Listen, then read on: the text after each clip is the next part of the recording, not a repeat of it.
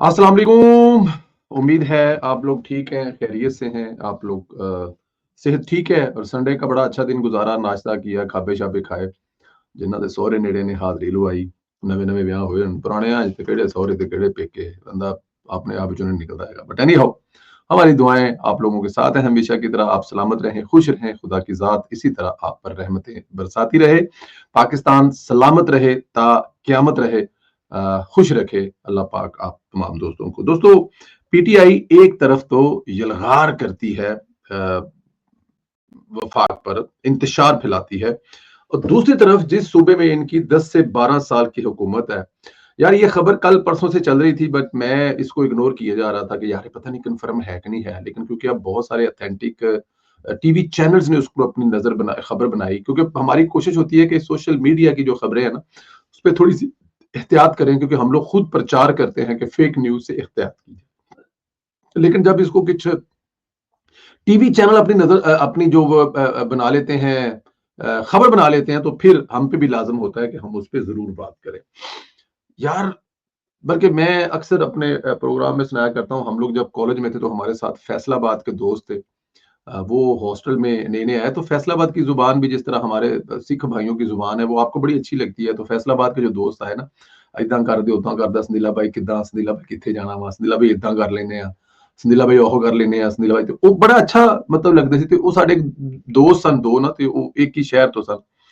ਤੇ ਉਹਨਾਂ ਨੇ ਮਤਲਬ ਇੱਕ ਕਿੱਸਾ ਸੁਣਾਇਆ, ਕਹਿੰਦਾ ਯਾਰ ਕਿ ਸਾਡੇ ਨਾ ਜਦੋਂ ਅਸੀਂ 5ਵੀਂ 7ਵੀਂ ਪੜ੍ਹਦੇ ਸਾਂ ਨਾ, ਤੇ ਉਦੋਂ ਤੁਹਾਨੂੰ ਪਤਾ ਨਕਲ ਦਾ ਬੜਾ ਰਿਵਾਜ ਹੁੰਦਾ ਸੀ। ਨਕਲ ਤੋਂ ਬਗੈਰ ਪਾਸ ਹੋਣਾ ਪਿੰਡਾਂ ਦੇ ਸਟੂਡੈਂਟਾਂ ਵਾਸਤੇ ਬੜਾ ਇੱਕ ਬੜਾ ਅਹਿਮ ਹੁੰਦਾ ਸੀ। ਨਕਲ ਮਾਰਨਾ ਹੈ ਜੀ, ਵਿੱਚ ਲਾਇਕ ਵੀ ਹੁੰਦੇ ਸਨ, लेकिन कुछ ਦਾ ਤਾਂ ਆਸਰਾ ਹੀ ਨਕਲ ਸੀ ਕਿ यार नकल नहीं हुई तो पास ही नहीं होना।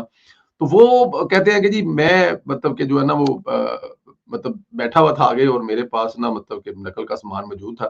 तो पीछे वाला जो मेरा ये दोस्त है ना, इसको मास्टर ने पकड़ लिया, तो इसने ना हाथ के ऊपर लिखा हुआ था। तो मास्टर साहब ने इसको मतलब कि इसकी क्लास भी ली, और इन्होंने क्या कि तेनों पेपर जो उठा देना है।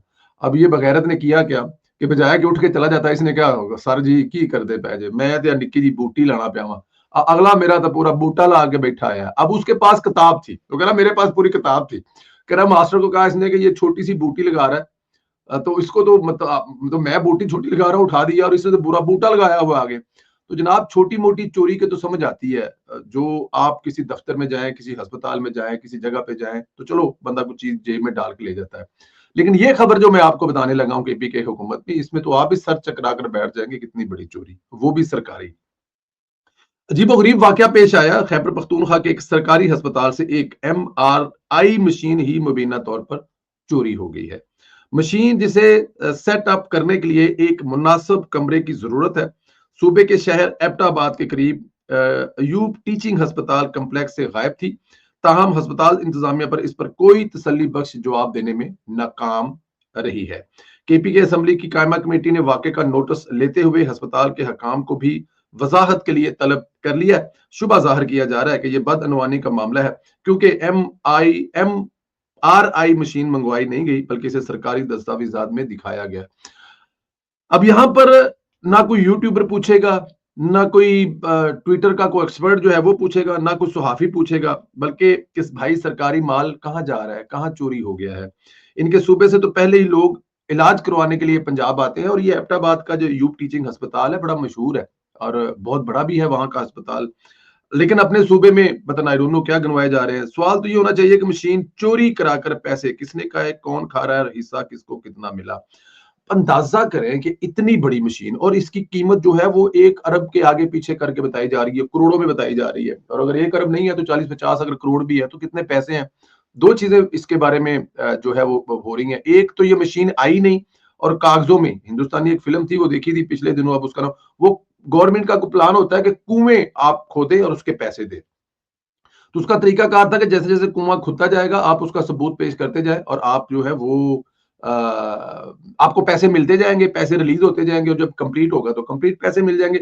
वो एक दफा पैसे नहीं देते थे। तो सरकारी मुलाजमीन जो वो कुआं खोने की मंजूरी दे रहे थे, उन लोगों ने रिश्वत इतनी ले ली कि वो जो पैसे मिलते थे वो रिश्वत में चले जाते थे, कुआं खुदा ही नहीं।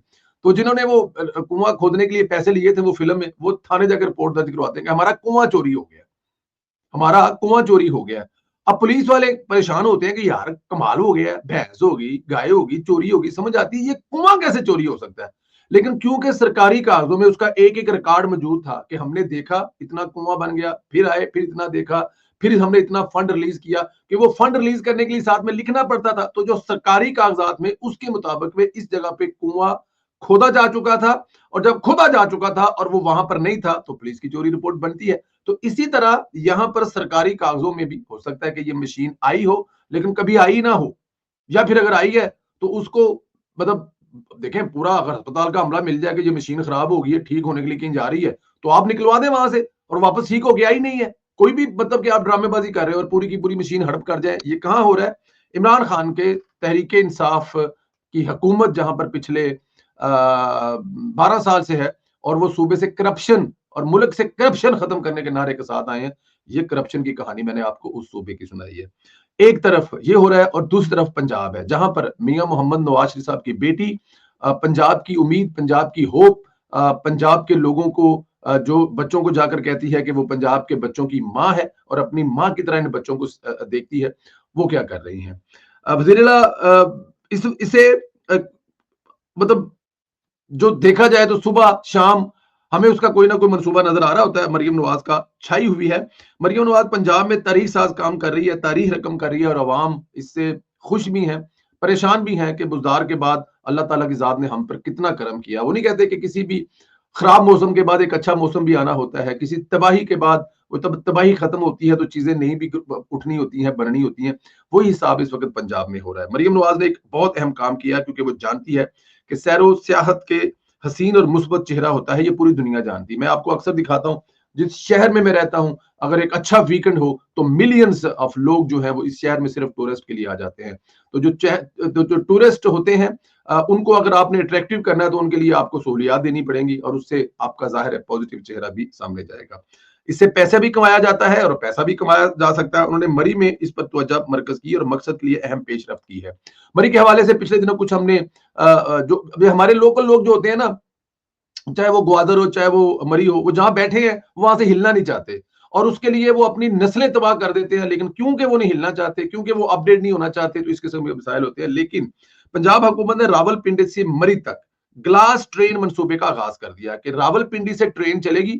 یہ جو گاڑیوں کے ٹریفک بلاک ہونے کی یا چیزیں کی جو ہوتی ہیں نا کہ گاڑی پہ جانا، ٹریفک بلاک، رستہ رک گیا، آپ ادھر سے بیٹھیں گے 1 گھنٹے میں مری اور وہاں سے بیٹھیں گے اور 1 گھنٹے میں راول پنڈی، تو مطلب آپ صبح جائیں پورا دن انجوائے کریں اور شام کو ٹرین سے واپس آ جائیں۔ گلاس ٹرین کے نئے منصوبے کی تیاری کے لیے 18 مختلف ملکوں پر مشتمل ورکنگ گروپ تشکیل دے کر ایک قدم آگے بڑھایا ہے۔ گلاس ٹرین مری میں راولپنڈی اور بھوربن کے درمیان چلائی جائے گی، جس کے ابتدائی مرحلے پر پروجیکٹ کا کانسیپٹ 1 PC1 پر کام شروع ہو گیا اور پنجاب کے وزیر ٹرانسپورٹ کو گروپ کی سربراہی کے لیے منتخب کیا گیا ہے، جس میں راولپنڈی کمشنر، راولپنڈی مری کے ڈپٹی کمشنر کے ساتھ ساتھ دیگر محکموں کے سربراہان بھی شامل ہیں۔ 65 کلومیٹر طویل ٹرین منصوبے راولپنڈی میں صدر سے شروع ہوگی۔ راولپنڈی صدر سے مطلب کہ شہر کے اندر سے شروع ہوگی، یہ بھی نہیں کہ آپ مطلب کہ فلاں جگہ پہ پہنچے اپنی گاڑی پہ، اور نہیں، ٹرین شروع کہاں سے ہوگی؟ شہر کے ہب کے اندر سے، سب سے بیزی علاقے سے، کہ بھجن آئے یہاں سے بیٹھیں اور صدر بھی دیکھیں اور اس حوالے جا کے ٹرین سے جا کر پنڈی بھی دیکھیں۔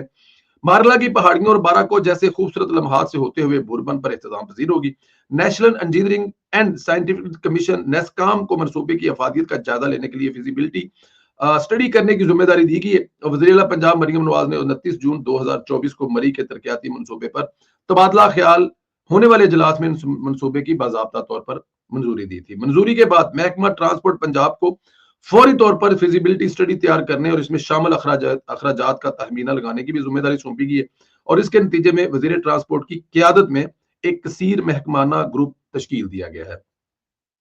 حکام کی جانب سے فراہم کی جانے والی تفصیلات میں بتایا گیا ہے کہ گلاس ٹرین راولپنڈی کو بھوربن سے منسلک کرے گی، جو 65 کلومیٹر کا فاصلہ طے کرے گی، اور نیسکام نے پہلے ہی فیزیبلٹی اسٹڈی پر کام شروع کر دیا ہے، جو PC1 کی تکمیل کے بعد اخراجات اور ٹائم لائن کا تعین کرے گا۔